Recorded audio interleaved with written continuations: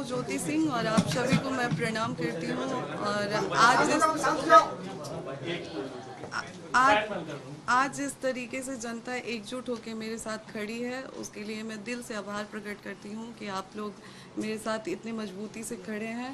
और तभी मैं आज इतनी मजबूती से खुद को भी खड़े होके और अपनी बात रखने की हिम्मत दिखा पा रही हूँ। तो मुझे कुछ समय चाहिए 10 मिनट का जहाँ पे मैं अपनी बात रख सकती हूँ। उसके बाद आप मीडिया कर्मी से जो भी आप लोगों का सवाल होगा आप लोग मुझसे पूछ सकते हैं, लेकिन 10 मिनट मुझे मेरी बात रखने के लिए मुझे समय दीजिए। तो जैसा कि पवन जी ने बताया है, मैं एक बार पवन जी का जो वो प्रेस कॉन्फ्रेंस करके उन्होंने इंटरव्यू दिया है, मैं वो वीडियो प्ले करके और उनके हर सवाल का जवाब देना चाहूँगी, क्योंकि मैं यहाँ पे कुछ भी उनके अगेंस्ट बात करने नहीं आई हूँ या फिर उनके लिए कुछ ऐसा नहीं बोलने आई हूँ। बस वो उन्होंने जो बात बोला है उसका जवाब देना चाहती हूँ मैं। तो एक मिनट में बस तो जैसा कि पवन जैसा कि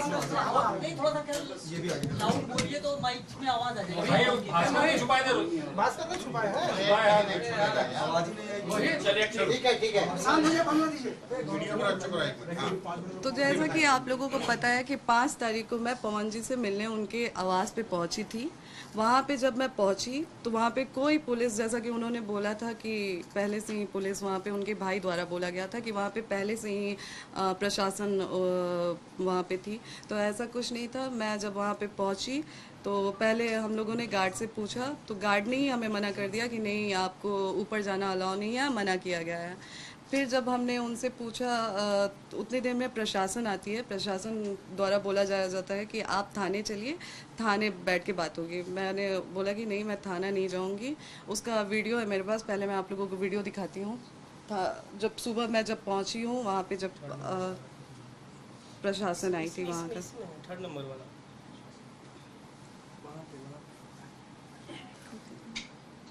ये वीडियो है जो सुबह जब मेरे पहुंचने के बाद प्रशासन बुलाई गई।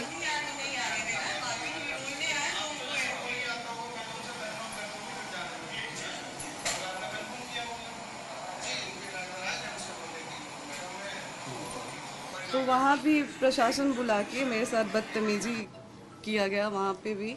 और पवन जी बोल रहे हैं कि जब मैं रूम में चली गई उसके बाद प्रशासन बुलाई गई, और ऋतिक जी कह रहे हैं कि हम लोगों ने पहले से प्रशासन सुबह से ही वहाँ पे प्रेजेंट थी। तो पहले तो आप इन दोनों लोगों के बात में ही फ़र्क समझ जाइए आप लोग कि दोनों भाई लोग अलग अलग बात कर रहे हैं। और दूसरी बात कि चुनाव को लेके कि इतना आप गिर गई, तो चुनाव को लेके मैं गिरी। मैंने उसके बाद भी एक वो डाला कि पोस्ट डाला कि अगर आप मुझे पत्नी रूप में स्वीकार करते हैं तो मैं आज भी चुनाव लड़ने के लिए मना कर रही हूँ और मैं चुनाव नहीं लड़ूंगी। मैं यहाँ तक भी बोल रही हूँ कि अगर आप मुझे बोलेंगे कि आप अपने परिवार से रिश्ता ख़त्म कर दीजिए, आपके साथ अगर आप मेरे साथ ये भी कंडीशन रखते हैं कि आप अपने परिवार से नहीं मिलेंगी, आप अपने मायके नहीं जाएंगी, तो मैं वो भी करने के लिए तैयार हूँ। चुनाव नहीं लड़ेंगी, मैं वो भी करने के लिए तैयार हूँ, लेकिन शर्तें कि आप मुझे पत्नी के रूप में स्वीकार करिए तब। और चुनाव की बात तो आप लोग ही बताएं कि 15 साल से पार्टी में स्टार प्रचारक के रूप में पवन जी ने काम किया है। 15 साल में उन्होंने अपने लिए टिकट नहीं, वो खुद के लिए टिकट नहीं ले पाए, तो मैं किस मुंह से जाऊंगी उनसे ये कहने कि आप हमें टिकट दिलाइए भाजपा से। मेरा ये सवाल है कि किस मुंह से आखिर मैं जाऊंगी। पहले वो अपने लिए तो टिकट ले लें, फिर तो वो हमें दिलाएंगे। जो 15 साल में कार्यकर्ता के रूप में काम किए पार्टी में, फिर भी उनको पार्टी के द्वारा टिकट नहीं मिला, तो वो हमें टिकट क्या दिलाएंगे। और बच्चे की बात रही कि बच्चे के लिए वो तरस रहे हैं, तो जो इंसान बच्चे के लिए तरसता है वो दवा नहीं खिलाता है अपनी पत्नी को। मुझे हर बार दवा खिलाया गया। अब बहुत सारी चीज़ें मैंने आज भी मीडिया में नहीं रखी थी, लेकिन आज पवन जी ने मुझे मजबूर कर दिया है। मैं पवन जी को बदनाम नहीं कर रही हूँ, मैं बस अपना पक्ष रख रही हूँ। खुद के बारे में जो चीज़ें हैं वो मैं आज मीडिया में रख रही हूँ। पवन जी द्वारा मुझे जब दवा खिलाया जाता था, उस चीज़ के विरोध में जब मैं बोलती थी तो मुझे इतना टॉर्चर किया गया कि मैंने स्लीपिंग पिल्स खा लिया था, नींद की गोली, उस समय उनके भैया रानू भैया जी थे, और उनके टीम मेंबर में से दीपक भैया थे, बिक्की जी थे। रात के 2 बजे वो लोग मुझे उठा के हॉस्पिटल ले गए और वहाँ पे मेरा इलाज हुआ। हॉस्पिटल का नाम मैं आपको दिखाती हूँ। कौन सी दवा देते थे ज्योति जी, बता सकती हैं क्या? जी वो जो गर्भपात का दवा खिलाते थे मुझे। और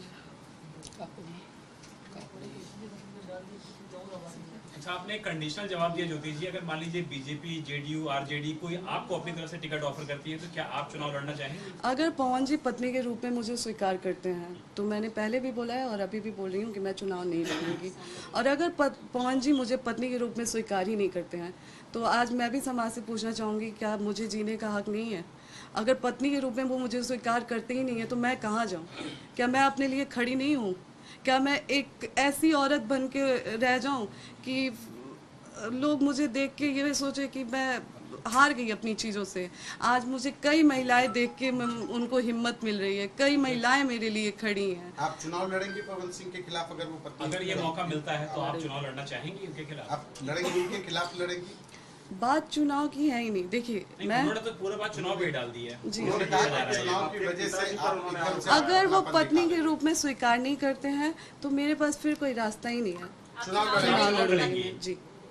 किसी से बात चल रही है आपकी? किसी पार्टी से? कौन देगा टिकट? फिलहाल देखिए अभी तो कुछ टाइम से मैं यहीं पे हूँ, तो मेरा जो भी बातचीत हो रहा था वो अभी फिलहाल इन सब चीज़ों में इतनी बुरी तरह से मैं वो हो गई हूँ कि अभी फिलहाल मेरी किसी से कोई बातचीत नहीं है। कोर्ट के पवन के क्या खिलाफ फ्लैट में लड़ेंगे तो आपकी लड़ेंगे क्या या बातचीत किसी हुई भी पवन सीट से लड़ जाएंगे? नहीं, मेरा इंटेंशन ये नहीं है कि मुझे पवन जी के खिलाफ लड़ना है।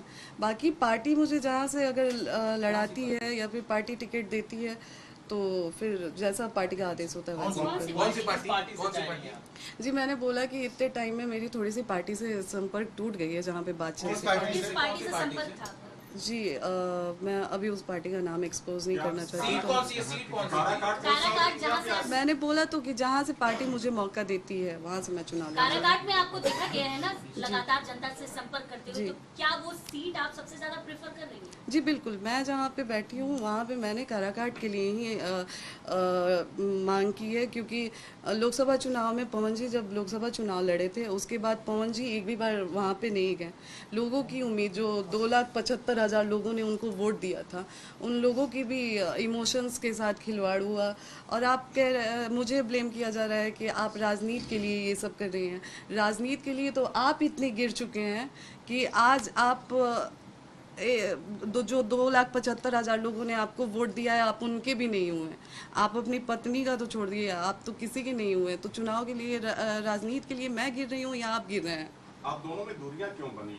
कुछ अगर आप मतलब क्यों वो एक्सेप्ट नहीं कर पा रहे हैं? ये सवाल तो आप लोग पवन जी से पूछें। और एक और चीज़ जो पवन जी ने बोला है कि जब मामला कोर्ट में है, तो एक सवाल आज लोगों से, जनता से मेरा भी है। मैं चाहूँगी कि जनता ये सवाल मेरे तरफ से पवन जी से करे, क्योंकि मेरे किसी भी सवाल का जवाब तो पवन जी दे नहीं रहे हैं। मैं कुछ भी पूछ रही हूँ तो वो बोल नहीं रहे हैं। तो शायद जो जनता में आके वो बात कर रहे हैं, तो एक सवाल मैं चाहूँगी कि जनता मेरे तरफ से पूछे, और मैं आग्रह करूँगी जनता से कि एक सवाल मेरे तरफ से जनता द्वारा पूछा जाए कि क्या जब वो लोकसभा चुनाव में मुझे बुलाए थे उस समय कोर्ट में मामला नहीं था?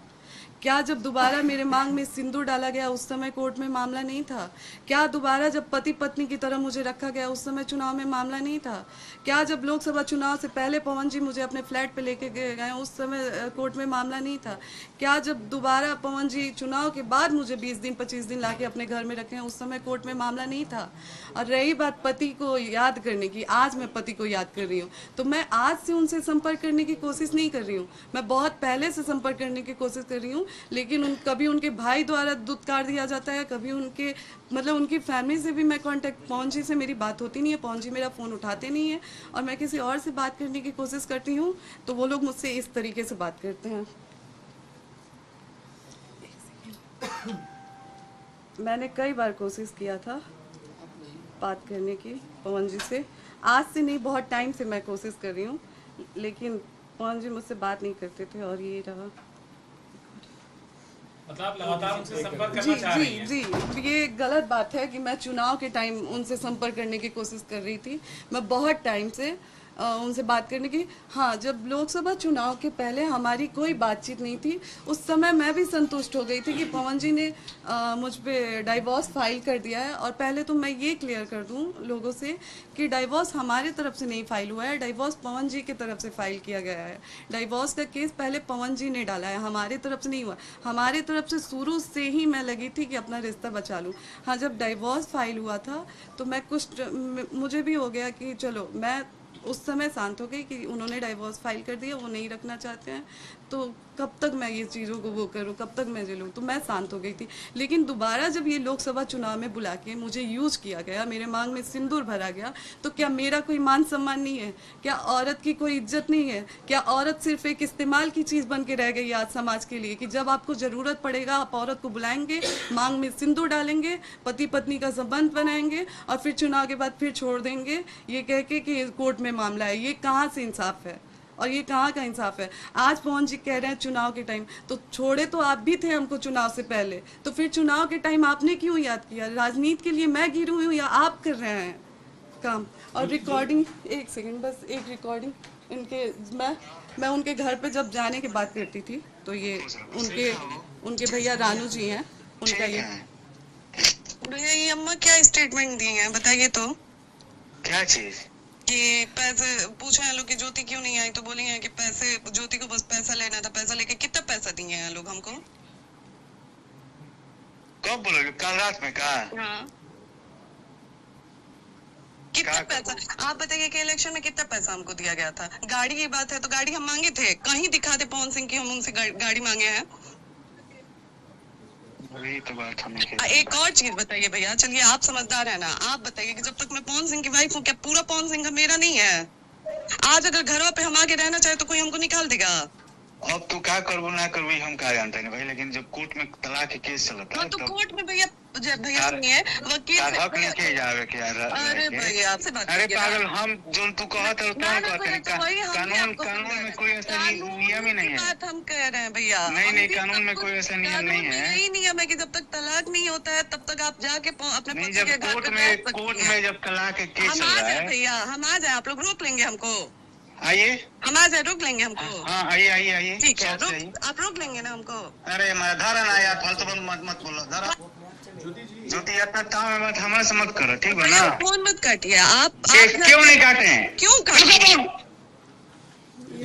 किसकी बात बताइए आपकी और जी, ये आप ये पवन जी के बड़े भैया रानू जी से मेरी बात हुई थी। तो जब मैंने आने की बात किया तो ये लोग हमेशा मुझसे बहुत गंदे तरीके से बात करते थे मुझसे, हमेशा मुझे धमकी वमकी देते थे लोग कि आके दिखा दो, फिर हम लोग दिखाएंगे, ऐसे वैसे रिकॉर्डिंग। और हॉस्पिटल, जिस हॉस्पिटल में मैंने नींद की गोली खाई थी, उसके बाद रानू भैया के द्वारा वहाँ पे पवन जी के पहले के टीम में से दीपक भैया जी थे, रानू भैया जी थे और बिक्की जी थे। हॉस्पिटल का नाम ये हॉस्पिटल है जिसमें मुझे 2 बजे रात को ले जाके इलाज करवाया गया। मैं कौन सा हॉस्पिटल है? बेले व्यू मल्टी स्पेशलिस्ट हॉस्पिटल। कहाँ का हॉस्पिटल है? ये हॉस्पिटल आपका शहर बता दीजिए। शहर मुंबई का है, अंधेरी का जी। इसमें सारे डिटेल हैं, अगर आप लोगों को पीछे से भी चाहिए। पवन जी कह रहे हैं कि 1.5 घंटा फ्लैट पर आप लोगों की बातचीत हुई, क्या बातचीत हुई? वो तो कह रहे हैं कि हमने बातचीत करने के बाद फ्लैट से बाहर गए थे। पहली बात तो पवन जी ने बोला कि 1.5 घंटे बातचीत हुई। उससे पहले जो उनके भाई ऋतिक जी इंटरव्यू में आए थे, उन्होंने बोला कि लगातार मैंने टिकट की बात की, जबकि आज पवन जी का स्टेटमेंट अगर आप लोग देखते हैं तो ऋतिक जी के स्टेटमेंट से बिल्कुल अलग स्टेटमेंट है पवन जी का। तो आप लोग ही डिसाइड करें ना कौन सच कौन झूठ बोल रहा है। मैं तो सामने मीडिया के बैठ के पवन जी को बोल रही हूँ कि एक बार आप भी बैठ जाइए, हम भी बैठ जाएं, जैसे आपने अकेले प्रेस कॉन्फ्रेंस किया, साथ में बैठ के एक बार कर लीजिए। हम कौन गलत कौन सही, आप मुझसे सवाल करिए। मैं आज तक पूछते आई हूँ कि मेरी गलती क्या है, मेरी कौन सी ऐसी गलती है, मेरी ऐसी कौन सी गलती है जो आज 7 साल से मैं झेल रही हूँ, लेकिन आज तक पवन जी ने कभी मुझे जवाब नहीं दिया। आप दूसरे दिन तक उनका इंतजार कर रही थी फ्लैट पे, फिर उसके बाद आप वापस चली गई। कौन सी ऐसी बात हुई थी कि आपने फिर उसके बाद ये कदम उठाया कि मैं यहाँ से अब चली जा रही जी, जब मैं पवन जी के फ्लैट में गई, वहाँ पे हम लोग बैठे, बिल्कुल पवन जी ने जो बात वहाँ पे बोली है कि हम लोग बैठे, नॉर्मली हमारी बातचीत हुई, कुछ ऐसा नहीं था, बहुत अच्छे से बहुत प्यार से बातचीत हुई मेरे पवन जी के बीच में। उनके भैया गुड्डू भैया बैठे हुए थे, बगल में ऋतिक जी बैठे थे, उनके एक और दोस्त हैं जो प्रोड्यूसर हैं धनंजय भैया जी, वो लोग बैठे थे, सारे लोग बैठे थे, बातचीत हो रही थी ऐसे ही नॉर्मली, जो जैसा कि उन्होंने बोला कि मैंने रट लगाया था कि मैं नहीं जाऊंगी। उनके भैया, जैसे ही मैं बैठती हूँ उनके भैया द्वारा कहा जाता है कि आप ज्योति जो आप आई हैं बात करिए और फिर यहाँ से जाइए, आप यहाँ पे रुक नहीं सकती हैं। मैंने बोला कि क्यों नहीं रुक सकती हूँ, क्या मेरे पति का घर है, आप लोग कैसे बोल रहे हैं कि मैं नहीं रुक सकती हूँ? तो नहीं आपको रुकने नहीं दिया जाएगा। हम बोले ठीक है भैया, आप मेरा हाथ पकड़ के बाहर निकाल दीजिए। तो फिर उन्होंने बोला कि देखा ये कुल फालतू बात मत करो, बस बात करो अपन, आइजा से जा। उस समय पवन जी ने एक शब्द नहीं बोला। और फिर चाय पानी वाली बात सच है कि उन्होंने चाय पानी के लिए बोला गया हम लोगों को कि चाय पानी पीजिए, आप लोग आराम से बैठिए। और फिर वहाँ से पवन जी निकल जाते हैं ये कह के कि 1 घंटे की मेरी मीटिंग है, 1 घंटे बाद आता हूँ तो आपसे बैठ के बात करता हूँ। जैसे ही वो वहाँ से निकलते हैं, पीछे से 10 मिनट के अंदर ही प्रशासन आ जाती है। दूसरी बार सुबह से ये दूसरी बार प्रशासन आती है वहाँ पे। दूसरी बार प्रशासन आके आज जो मैंने वीडियो डाला है, SHO द्वारा मुझे धमकी दिया जाता है कि आप वहाँ से हटिए, नहीं तो आप पे FIR करा दिया जाएगा अगर आप ज़्यादा वो करेंगी तो क्या आज मैं जनता से पूछती हूँ कि अगर कोर्ट में मामला होते हुए पवन जी मुझे चुनाव में बुला सकते हैं, तो क्या 4 सवाल जो मेरे हैं उसका जवाब लेने के लिए मैं पवन जी के घर पे नहीं जा सकती हूँ? ज्योति जी एक बात बताइए, लोकसभा चुनाव में जब उन्होंने बुलाया था कि आप खुद गए? नहीं, लोकसभा चुनाव में अगर उसका भी साक्ष्य चाहिए तो आप लोग मैं अपने इंस्टाग्राम द्वारा डाल दूंगी, क्योंकि अभी वो मेरे मैंने जी, तो वो पवन जी लगातार मुझे ही नहीं, मेरे पिताजी को भी उनका कॉल आता था। और उस टाइम घंटों 2-2 घंटे मेरे पिताजी से बात होती थी कि पापा आपका आजीवन मैं बेटा रहूँगा, आपके लिए आजीवन मैं करूँगा। फिर मेरे लिए साड़ी का मैं पैसा भी दिया गया, मैं वहाँ पे गई तो कि ये साड़ी तुम अपने लिए ले लेना जाके, सारा कुछ किया गया। तो चुनाव में मुझे पवन जी द्वारा बुलाया गया। अच्छा, जितने दिन आप चुनाव में उनके पास थी, पति पत्नी की तरह आप लोग रहते थे कि अलग अलग? जी, शुरुआत में 4-5 दिन हम लोग पति पत्नी की तरह थे। फिर वहाँ पे ज़्यादा भीड़ होने लगी थी, उनके कमरे में लोग आने जाने लगे थे, तो एक दूसरा रूम खुलवाया गया था जिसमें मैं, वो और उनकी अम्मा और मेरी बहन रहते थे। अच्छा, इनिशियल वजह क्या रही आप लोग के बीच में जो फर्क आया या डिफरेंसेस आए, इनिशियल वजह क्या? सर, वही जवाब आज मैं भी चाह रही हूँ, और वही जवाब के लिए मैं पवन जी से लगातार संपर्क करने की कोशिश कर रही हूँ कि एक वजह हमें भी बता दीजिए कि हमारी गलती कहाँ रही है।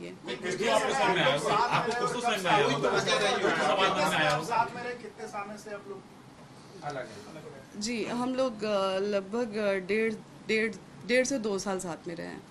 नहीं, फिर भी कोई वजह आपको जो समझ में आई हो? क्या इनिशियल जैसा कि जी, वो हमारे साथ रहते थे और हमें मतलब जैसे दवा हमेशा खिलाते थे, तो उस चीज़ का भी मैंने विरोध करना चालू किया कि नहीं, ऐसे नहीं होगा, मैं आपकी पत्नी हूँ, कब तक मैं ऐसे ज़बरदस्ती दवा आप खिलाते रहेंगे और मैं खाते रहूँगी, मतलब मेरे शरीर पे भी वो दवा गलत असर कर रही है, ऐसा नहीं, बस उस चीज़ों को लेके। और फिर जैसा कि मैंने पहले भी एक इंटरव्यू में बोला है कि किसी के द्वारा एक ऑडियो मैसेज पवन जी के फ़ोन में भेजा गया था कि ज्योति सिंह का इनसे संबंध है, उनसे संबंध है, बस उस एक ऑडियो की वजह से आज ज्योति सिंह यहाँ पे खड़ी है। आपके पिताजी पर भी आरोप था, मतलब मिसअंडरस्टैंडिंग रही जो किसी लोगों ने आपके बारे में जी, वो मिसअंडरस्टैंडिंग रही जिसे आज तक पवन जी ने क्लियर करने की कोशिश नहीं की। मैं लगातार उनसे मिलने के लिए भीख मांगती रही, बात करने के लिए भीख मांगती रही, लेकिन वो कभी मेरे सामने बैठने के लिए तैयार ही नहीं हुए। एक आरोप आपके पिताजी पर लगा कि उन्होंने कहा कि मेरी बेटी को विधायक बना दो, उसके बाद रखना हो तो रखो, छोड़ना हो तो छोड़ दो। अगर आप और पिताजी मैं उनसे पूछना चाहती हूँ कि क्या पार्टी वो चला रहे हैं, क्या उनकी कोई पर्सनल पार्टी है जो वो मुझे विधायक बना देंगे? आप ही बताएं, क्या कोई पार्टी उनकी पर्सनल पार्टी है जिससे वो मुझे विधायक बना देंगे? मेरे पिताजी किस उस पे जाके, हाँ, जब वहाँ पे पुलिस आया, मैं लाइव आई, तो वहाँ पे ये बोला गया फिर उनके लोगों द्वारा कि आप फिर से लाइव आइए और बोलिए कि पुलिस पवन जी द्वारा नहीं बुलाई गई थी, तभी पवन जी आपके साथ दोबारा बैठेंगे। मैंने बोला ये मैं नहीं करूँगी, अगर ये मैं करती हूँ तो सवाल हम पे उठने लगेगा। तो फिर वहाँ से साफ साफ बोला गया कि फिर पवन जी नहीं आएंगे। फिर भी मैं रात भर रुकी वहाँ पे कि पवन जी आएंगे, मैं बात करूँगी, जाऊँगी। मैं बार बार लगातार उनके दोस्त थे, उनके स्टाफ लोग थे, उन लोगों से पूछती रही कि क्या आप लोग पवन जी आ रहे हैं, क्या आ रहे हैं। लेकिन वो लोग लगातार रट एक ही लगा के रखे थे कि आप पहले लाइव आके बोलिए कि जो पुलिस आई थी, प्रशासन आई थी, वो पवन जी के द्वारा नहीं आई थी, तब आपको पवन जी के पास बैठाया जाएगा, तब आपसे पवन जी बात करेंगे। हम बोले भैया एक बार हमारी फ़ोन से बात करवा दीजिए, हम एक बार वो हमसे ये सारी चीज़ें बोल रहे हैं। तो नहीं, वो फ़ोन पे भी बात करने के लिए तैयार नहीं हो रहे हैं, वो नहीं आएंगे। फिर भी मैं रात भर वहाँ पे रुकी। जब मैं वहाँ पे रात भर रुकी तो उनके स्टाफ द्वारा सुनाया जा रहा था मुझे। पहले तो हम लोग पवन जी के कमरे में थे, मैं और मेरी बहन, तो वहाँ से आके बोला गया कि आप लोग यहाँ से निकल जाइए इस रूम से, क्योंकि यहाँ पे पैसे और ज्वेलरी, सारे गहने वहने रखे गए हैं। तो हम लोगों को भी डर लगा कि कल को ये लोग जब सिर्फ बात करने पे प्रशासन बुला सकते हैं, तो कल को ये लोग ये भी ब्लेम कर सकते हैं कि वहाँ से हम पैसे आभूषण लेके चले आए हैं। तो हम लोगों को उनके रूम से निकाल के सर्वेंट रूम में बैठा दिया गया। और रात भर हम लोग, मैं, मेरे भाई बहन, हम लोग रात भर वहाँ पे रुके। दूसरे दिन भी हम लोग शाम तक रुके। फिर भी जब पवन जी नहीं आए और लगातार हम लोगों को इस चीज़ के लिए प्रेशर दिया गया कि लाइव आके आप बोलिए कि प्रशासन पुलिस द्वारा नहीं, प्रशासन पवन जी द्वारा नहीं आई थी, तभी बात होगी। फिर मैंने बोला नहीं, और वहाँ से फिर मैं निकल गई। इस डर से मैं निकली कि कल को ये लोग फिर मुझे आके ये बोल देंगे कि मैं पैसे आभूषण लेके भाग गई हूँ। और मैं निकलते वक्त उनके स्टाफ को खड़ा करवा के अपने बैग का पूरा वीडियो भी मैंने उनके सामने बनाया कि भैया आप लोग खड़े हो जाइए, मैं अपना बैग चेक करवा दे रही हूँ, मैं यहाँ से कुछ लेके नहीं जा रही हूँ, कल को आप लोग मेरे पे उंगली नहीं उठाएंगे। ज्योति जी, एक बात तो आपने कह दी कि कोई ऑडियो मैसेज आया जिसकी वजह से आप लोग बात आई। दूसरी सवाल यह है कि क्या आपके पास भी ऐसी कोई जानकारी कभी आई थी पवन सिंह से संबंधित कि उनके कुछ लोगों से संबंध है जिसकी वजह से आपने विरोध किया और उसके बाद ये चीजें शुरू हुई? नहीं, देखिए, जब हमारे पिताजी ने उनसे हमारी शादी की तो हमारे विदाई के समय उन्होंने एक ही चीज़ हमारे कान में डाला कि बेटा आपकी शादी आम लोग से नहीं हो रही है, आपकी शादी एक स्टार से हो रही है और आपको जीवन में कहीं ना कहीं कॉम्प्रोमाइज़ करके चलना होगा, तो इस चीज़ का ध्यान रखिएगा। आप कभी भी पवन जी से पूछ लीजिएगा, इस चीज़ को लेके मैंने उनसे कभी कोई बात नहीं किया है, कुछ नहीं बोला है। हालांकि बहुत सारी चीज़ें ऐसी हैं जो, बहुत सारी चीज़ें एक पत्नी होने के नाते कोई पत्नी नहीं बर्दाश्त करेगी। और मैंने बोला है ना, समय और अगर ज़रूरत पड़ेगी, एक बार पवन जी अगर लाइव आके बोल देते हैं कि आप मैं नहीं कर पाऊँगा कुछ भी, जो भी चीज़ें हो, नहीं रह पाऊंगा आपके साथ, आप मेरे लिए मेरे जो भी आपका साक्ष्य वो रख दीजिए, तो मैं रख देती हूँ। कभी आपसे नहीं चल सके जो नाम आए तमाम रिश्तों को लेकर के, आपने कभी उनको जी नहीं, कभी नहीं। आप लोग देखिए, हमारे हिंदू सनातन धर्म में भगवत गीता का बहुत मायने है। आप लोग भगवत गीता सामने रखवा के कसम खिला लीजिए कि इस चीज़ का विरोध कभी मेरे तरफ से नहीं हुआ गया। मैंने बहुत चीज़ें देखी थी, लेकिन हर बार मुझे मेरे कान में वो चीज़ें आ जाती थी कि बेटा आपकी शादी एक नॉर्मल इंसान से नहीं हुई है, एक्टर से हुई है। तो उस चीज़ को ध्यान में हमेशा रखते हुए अक्षरा सिंह भी आपका सपोर्ट कर रही है सब चीज़ों को लेकर। अक्षरा जी का नाम लगातार पवन जी से जुड़ा हुआ पहले भी था और अभी भी जब कुछ होता है तो अक्षरा जी उतरती हैं, उसी तरीके से सपोर्ट में बोल रही हैं, आपके सपोर्ट में बोल रही हैं अक्षरा सिंह।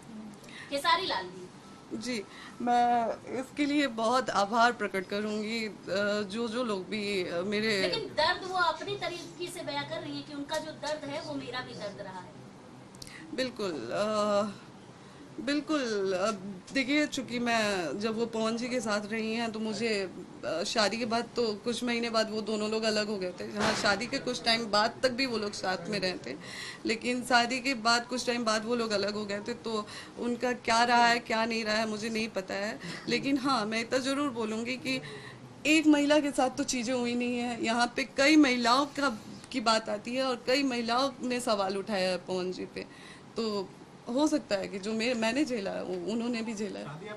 लव मैरिज थी आपकी अरेंज मैरिज? शादी मेरी अरेंज मैरिज थी। हमारी बुआ की शादी उन्हीं के गांव में हुई है। उन्हीं के शादी में उनके गुड्डू भैया आए थे और उन्होंने मुझे देखा था और उधर से रिश्ता आया था। फिर उनके चाचा जी ने मेरे पापा से कांटेक्ट किया और पापा की तरफ आके बोला गया कि पापा ने बल्कि बोला भी कि ऐसे ऐसी चीज़ है, कहीं मेरी बेटी को कुछ हो जाएगा तो वो बड़े ही उससे सीना चौड़ा करके बोले कि नहीं, हम उस घर के मुखिया हैं, ज्योति के हर चीज़ का वो मैं लेती हूँ। लेकिन आज वो लोग एक फ़ोन भी हमारा नहीं उठाते हैं, हमसे बात तक नहीं करते हैं। आज इतने सब कुछ होने के बाद आपको लगता है कि अब सब कुछ नॉर्मल हो पाएगा एक पति पत्नी के तौर पर, क्योंकि चीजें बहुत आगे बढ़ चुकी हैं? जी देखिए, अभी तक तो मैं एफर्ट्स डाल रही थी और अभी तक मैं कोशिश भी कर रही थी, लेकिन अब ये जो 3-4 दिनों से चल रहा है ना, अब तो मुझे भी उम्मीद नहीं है।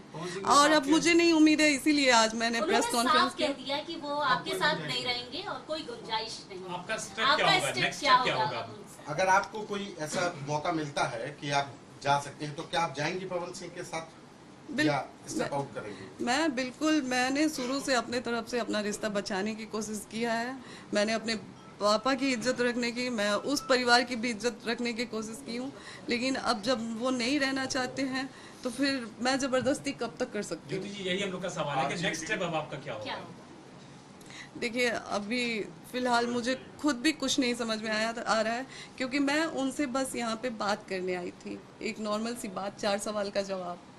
वो 4 सवाल ये कि अगर कोर्ट में ही मामला था, चुनाव में मुझे क्यों यूज़ किया गया, बस ये 4 सवाल मैं करने आई थी, लेकिन उसका वो जवाब नहीं दे उनका पाया। कहना है कि मेंटेनेंस का तो आपकी तरफ से भी केस डाला गया है, बलिया में चल रहा है। बलिया में आपका केस वो चल रहा है। कोर्ट प्रोसेस है, अगर आप सामने से मेरे तरफ केस करते हैं तो उसके जवाब में मुझे भी मतलब वो करना पड़ता है, तो वो कोर्ट प्रोसेस है, जैसे जैसे प्रोसेस है मैंने फॉलो किया। एक बात ये भी एक कही सवाल जा ये रही है है कि कि अगर जो पवन सिंह डाइवोर्स में एलिमनी मांगी गई थी, वो आपकी तरफ से कुछ ज्यादा मांगी गई है, जिसकी वजह से आप डाइवोर्स के लिए पैसे ज्यादा मांगे जा रहे हैं।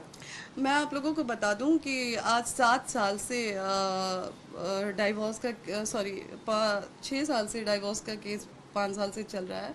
उस 5 साल में आज तक एलिमनी मेंटेनेंस के नाम पे भी मुझे 1 रुपया अभी तक नहीं मिला है। ना ही पवन जी के द्वारा उन 6 साल में मुझे कभी कुछ दिया गया है। हाँ, चुनाव के टाइम जैसा कि मैंने बोला कि साड़ी वाड़ी खरीदने के लिए उन्होंने कुछ पैसे मुझे दिए थे, वो 5 करोड़ या 50 लाख नहीं थे, साड़ी वाड़ी के लिए दिया गया था।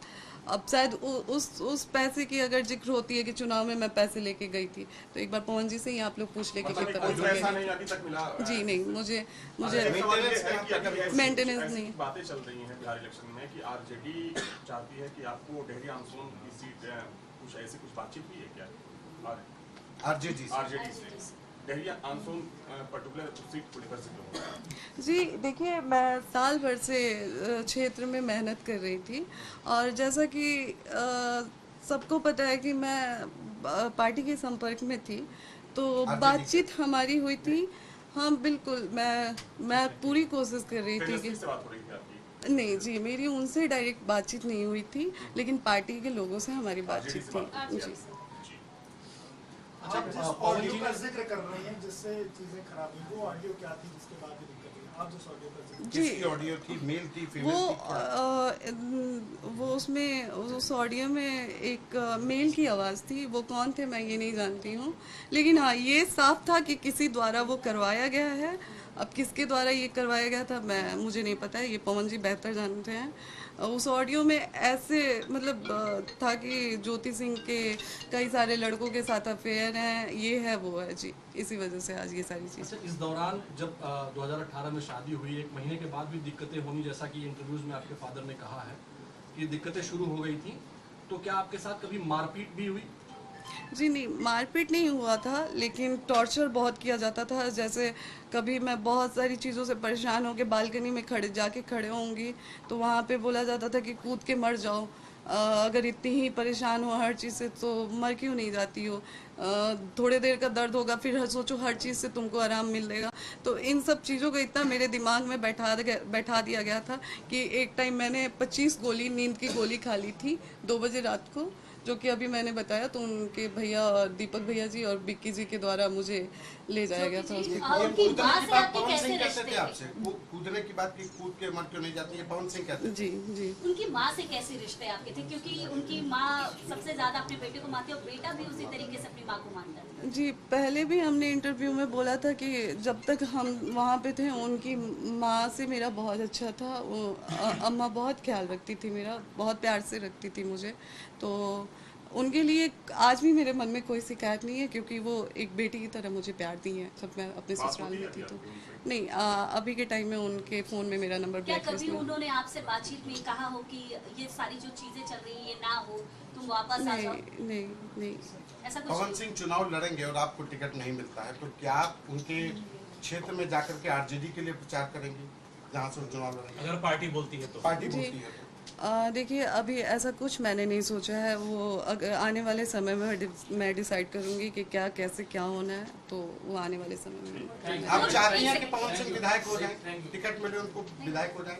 जी बिल्कुल, मैं तो आए दिन उनको फेवर करती थी। आए दिन मेरी वीडियो में मैंने बोला है कि अभी चाहती हैं कि वो विधायक हो जाए, माननीय हो जाए। लेकिन अगर मान लीजिए आपको एक्सेप्ट नहीं करते हैं तो भी आप चाहेंगे कि वो विधायक बन जाए? मैं देखिए, अगर वो मुझे एक्सेप्ट नहीं करते हैं तो फिर मैं उनसे मतलब ही नहीं रखूंगी। वो अपने जीवन में क्या कर रहे हैं क्या नहीं कर रहे हैं, वो कुछ भी करें, मुझे मतलब नहीं होगा। ना मैं उनको सपोर्ट करूंगी और ना ही मैं उनके बारे में बोलूंगी।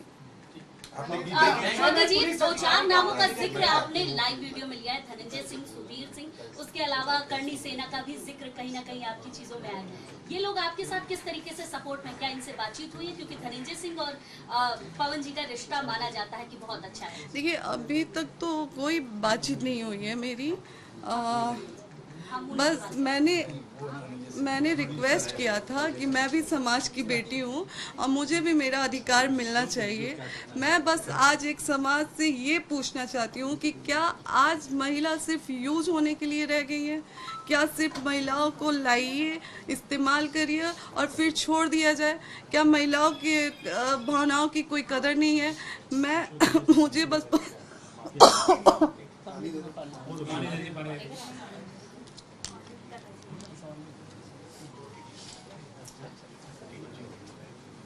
मुझे पवन जी से बस एक ही सवाल है मेरा कि जब उन्होंने मुझे छोड़ ही दिया था तो फिर चुनाव में दोबारा बुला के मेरे मांग में सिंदूर क्यों डाला गया? मेरे साथ पति पत्नी जैसे क्यों रहा गया और मुझे चुनाव में क्यों बुलाया गया?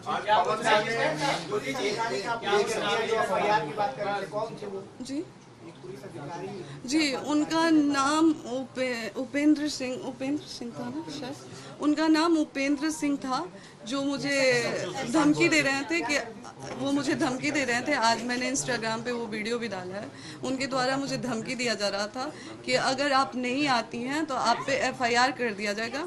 ये भी नहीं बोला गया था कि अगर आप नहीं आती हैं, शायद उसमें बोला जा रहा है कि आप ज़्यादा तमाशा मत करिए नहीं तो FIR कर दिया जाएगा।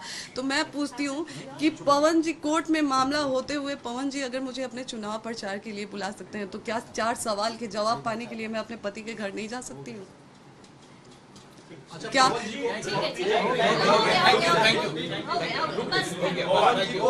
वायु श्रेणी की सुरक्षा मिल गई है? पवन जी को वायु श्रेणी की सुरक्षा मिल गई है। मैं आपको क्या लगता है कि जो जिस पार्टी से अभी वो जुड़े हैं उनको किसी तरह का खतरा हुआ है, या आप अपने लिए क्या इस तरह की सुरक्षा की सवाल जोड़ देता हूँ? प्रधानमंत्री नरेंद्र मोदी से, अमित शाह से, JP नड्डा से आपको अपील करना चाहेंगे? जी बिल्कुल, मैं एक सवाल भी करना चाहूँगी और मैं एक रिक्वेस्ट भी करना चाहूँगी कि बस मुझे इतना बताया जाए, क्या पत्नी जी हमारे आदरणीय श्री नरेंद्र मोदी जी से, हमारे आदरणीय मुख्यमंत्री जी आदित्यनाथ योगी जी से, हमारे आदरणीय अमित शाह जी से, कि क्या एक पत्नी मिलने जाती है पति से? क्या आप लोगों को लगता है कि एक महिला, मुझ जैसी महिला जो आज मैं कहीं की नहीं रह गई हूँ, क्या आप लोगों को लगता है कि मैं पवन जी को इतना हार्म कर सकती हूँ कि उनको ये सिक्योरिटी दी गई? तो आज जो खुलेआम उनके ही यूपी में ही हमें SHO द्वारा जो धमकी दी गई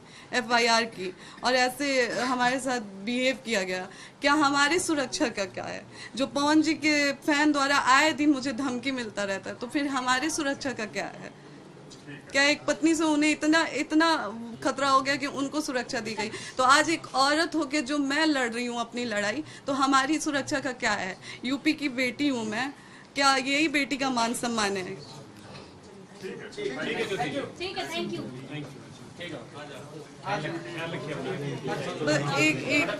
एक और साइलेंस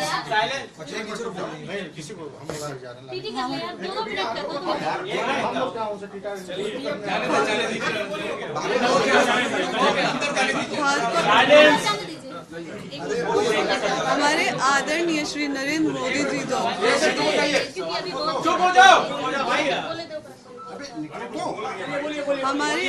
हमारे आदरणीय श्री नरेंद्र मोदी जी के तरफ से एक ऑपरेशन सिंदूर चलाया गया था। क्या मैं समाज की बेटी नहीं हूँ? मेरे सिंदूर का क्या है? क्या मेरा सिंदूर मायने नहीं रखता है? तो मैं आज आदरणीय श्री नरेंद्र मोदी जी से सवाल करती हूँ कि मेरे सिंदूर का क्या है, मेरे मान सम्मान का क्या है? मेरे सिंदूर के लिए कुछ नहीं होगा। क्या मैं समाज की बेटी नहीं हूँ? क्या मैं यूपी की बेटी नहीं हूँ? क्या मैं बिहार की बहू नहीं हूँ? हमारे भी सिंदूर का मान